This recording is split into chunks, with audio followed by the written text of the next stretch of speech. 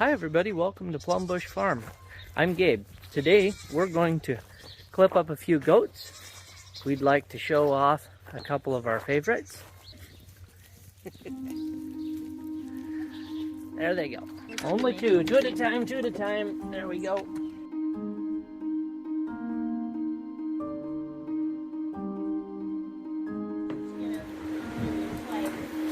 Is she trying to kick you, Marchie? She needs more grain. Yeah.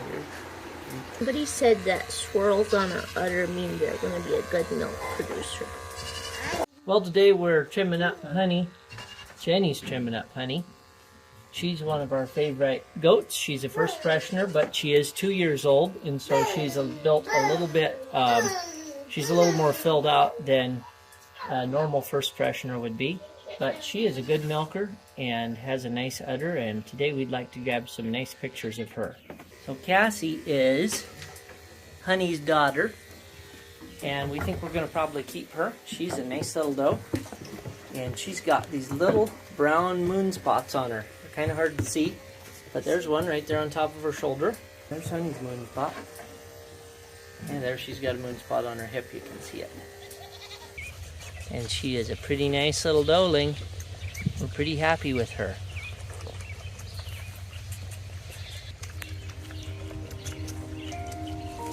Oh my, you must be so hungry.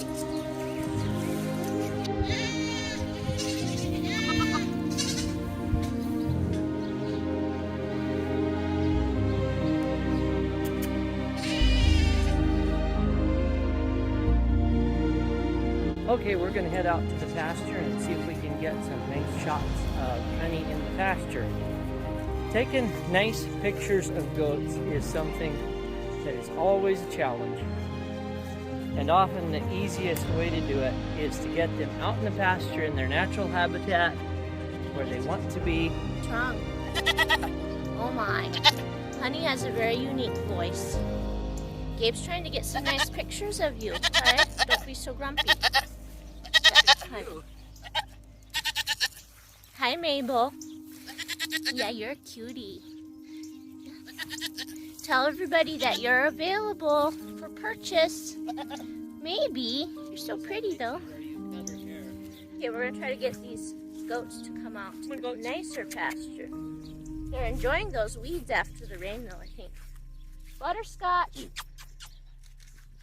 Here they come. Here they come. Come on, Honey. Do you like those dried pea pods? It's actually veg. I love watching goats eat. It's fun.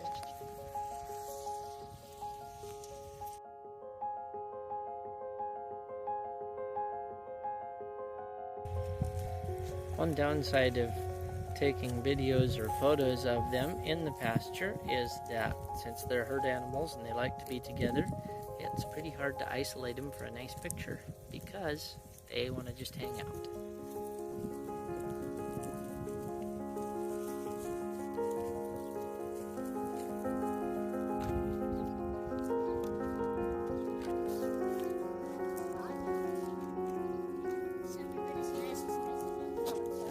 Okay. It's okay, let's go on in. Yeah, that's you. That's you. Look at that. Look at that. That's you. So Honey's never had a linear appraisal, and she is 2-year-old, first freshener. We'd like to get her appraised, but we haven't had the opportunity to do that yet. She is one of the daughters of Black Storm that we have, and we feel like he's going to add some good genetics to our herd, and one of the reasons we feel that way is because of Honey and also her half-sister Bellamy. They're both good goats, both good production, both first fresheners, and we're looking forward to seeing what they're going to turn into. But Honey's just a really nice goat. She's nice on the stand. She has a nice soft udder. If we were hand milking her, she's really easy to hand milk. And she also milks quickly on the milker, so that's a plus as well. And she's just all around really nice looking doe. She is the mother of Cassie, who is also one of our favorite little doelings that we're going to keep this year. So we're real happy with her. I'm going to go ahead and milk her now. So another nice thing about Honey is that she is a good girl on the stand. We don't really have trouble with her fighting and kicking. Like, we only have a couple that do that a little bit, but she's a nice girl that way. All right, we got milk flying into the bottle right there. Now the pictures in her udder right now before we started milking, she was at about an 18-hour fill, which is kind of, I guess, maybe considered a show fill. For a show, you might even go longer than that. I don't really have much experience. That's just what I read online. It's a little bit fuller than we would normally have her be at milking time. Now you see, as we milk, this side is emptying faster than this side. That's not anything to do with Honey.